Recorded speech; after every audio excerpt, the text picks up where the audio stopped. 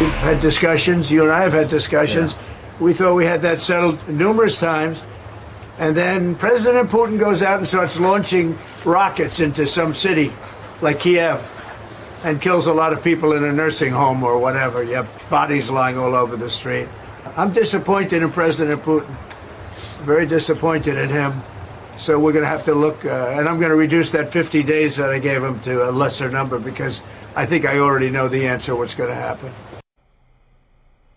You heard it there. Trump is moving up that 50-day deadline he gave Russian President Vladimir Putin to either reach peace with Ukraine or face economic consequences. You may remember earlier this month, Trump threatened a 100% secondary tariff aimed at punishing nations that do business with Russia and hurting the Russian economy.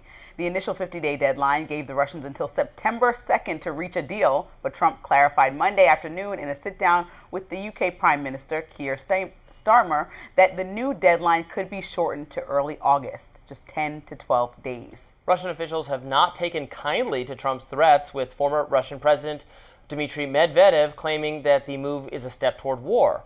He posted this to X. Trump's playing the ultimatum game with Russia, 50 days or 10. He should remember two things. One, Russia isn't Israel or even Iran. Two, each new ultimatum is a threat and a step toward war, not between Russia and Ukraine, but with his own country. Don't go down the Sleepy Joe road. I find that comment from Medvedev there a little bit totally manipulative. Was step closer toward war.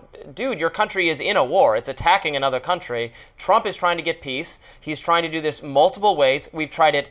We can do it the easy way or we can do it the hard way. We've tried it the nice way. The nice way is not working, and now Trump's trying it the less nice way. And I think that's fine. I appreciate that Trump came in with a different attitude than Biden, wanted to try to get a peace deal. Russia is being very difficult and non-cooperative, and Trump is frustrated about that. I would again say, as I've said 1,000 times, that we were in a very bad negotiating position because of the way the shape of this war has developed, with Russia winning its conflict against Ukraine. Ukraine is in a very weak military position, and so it doesn't have much bargaining power, and has been somewhat resistant to the idea of making a deal that is so unfavorable to Ukraine. It sounds like they've gotten convinced that they need to do something, and so really the problem's not so much now the Zelensky government, but the Putin government.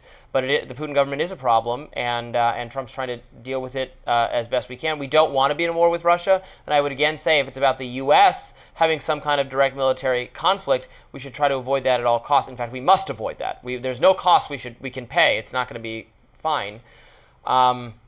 So there we are. And in terms of the giving weapons and aid, that's still being discussed. The sanctions, I don't know what they're even going to accomplish. We had sanctions on Russia. It didn't slow down the economy very much. Our sanctions regimes don't seem to me to weaken the positions of authoritarian governments at all.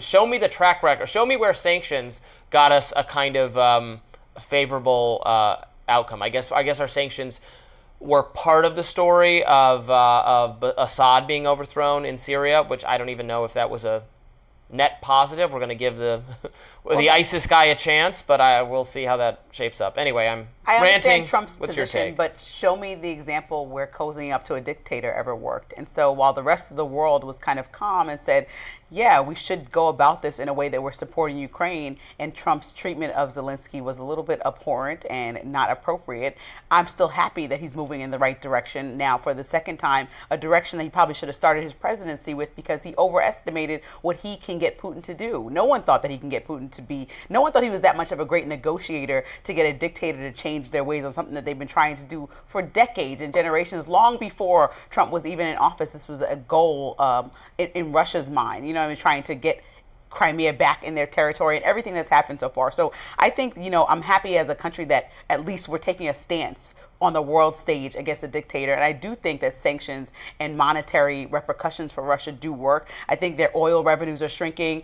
Their inflation is high. It's going to get uncomfortable to continue to spend money in this war. And also, no matter what anybody says, Russia does not want a war with the U.S. and the U.S. definitely does not want a war with Russia. So these are the last options on the table. And I think even in the most extreme circumstances with dictators that do threaten, nobody is going to get into that situation or wants to get in that situation, because a lot of people will be harmed on both sides. And at the end of the day, the U.S. is a huge superpower. It's not Ukraine. So I think that this just has to be a conversation about how do we settle this. But Vladimir Putin had no incentive before earlier this year to come to the table. He spoke to President Trump 3 times in 2025 and nothing changed. And so he had no incentive to do anything besides kiki with his best friend on the phone and have like a good conversation, but nothing was accomplished. And so now Trump looks like best friend. I mean, now Trump looks like a fool. I mean, and he looks so foolish that he allowed. No. This idea that Putin Putin, by the way, wanted Harris to win, and he wanted Biden to win. No.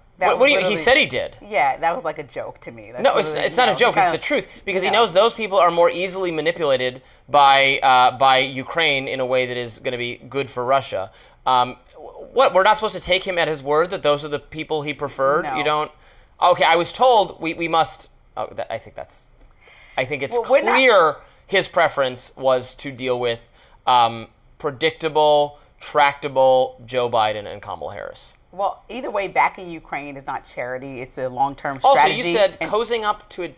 What do you mean? Yeah, like because even we had a great conversation. We shouldn't be having a great conversation with somebody who is annihilating a country that was so close to being a part of. Xi Jinping is a dictator. Should we still have to have relations with him, talk to him on the phone, work to de-escalate tensions? Yeah, but our allies are uncomfortable with the fact that Russia is moving and inching closer to NATO territories, and so therefore we need to work as an ally before it gets to a situation that's uncontrollable on Europe's and most part. Cozying up to a dictator is having 3 conversations rhetoric. where they're talking on the phone for hours and then coming back to the press and telling them, we had a great conversation. Yeah, I can't believe he did. Like, what can you not believe? Every president before you understood pretty much in recent history what type of leader Putin was, except for President Trump. So that's the confusing part to the American public, who kind of saw this in plain sight and understood why some of the decisions were made to try to protect Ukraine in the way that we were. And so for him to pause funding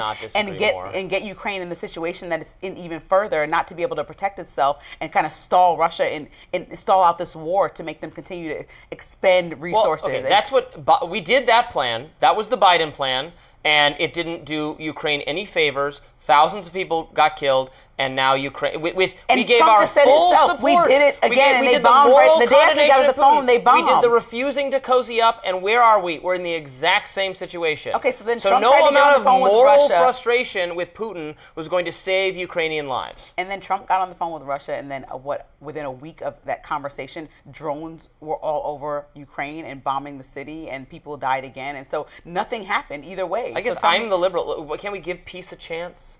Can't we try? And you're the we no moral compromises with evil. We must fight them everywhere that's just, I think it's a very unrealistic attitude for this conflict. There are bad guys running all sorts of nations all over the earth. We can't fight them all. We can't kill them all. At the very least, if we just morally condemn them all, we'll be friendless. And at the very least, we should not incite confusion, because what President Trump did is go back and forth on his strategy now, where he was like, listen, because he's negotiating. No, he was condescending Zelensky in public and making it seem like it also was his fault for this war. So Zelensky is a perfect angel. No, he's not a perfect angel, but we should not. Ever. No, he's definitely not a perfect angel. Putin, we shouldn't talk to on the phone because he's a bad guy. We have to leave it there because the segment's ending. But no, there's plenty more to talk about here. All right.